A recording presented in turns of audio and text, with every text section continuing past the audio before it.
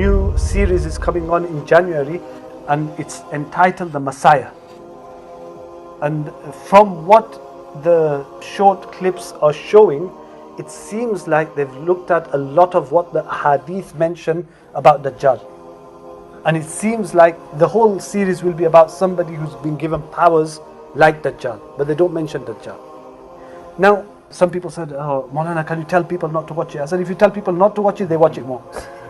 You tell kids not to go to the fire, they go to the fire. So it's not about whether you watch it or not watch it. It's about being aware that in our tradition, Allah subhanahu wa ta'ala has told us about Dajjal. Number one.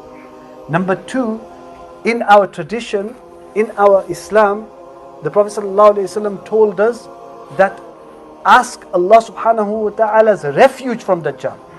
Allahumma inni a'udhu bika min fitnatil masih Dajjal. The Prophet sallallahu alaihi wasallam himself, he was a prophet, the greatest prophet.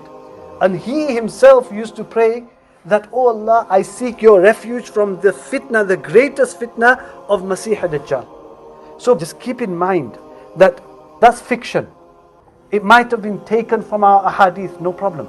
However, by watching that, it should give us fear that this is what's going to happen one day. And the Prophet ﷺ said that will be the most difficult, that those people with iman in the morning, they will lose their iman by the evening. And those people with iman in the evening, they will lose their iman in the morning. That's why it is extremely, extremely important that each and every one of us please read Surah Kahf every single Friday. The Prophet ﷺ said it is a protection against Dajjal. Surah Kahf is a protection against Dajjal. Every Friday. That's more important.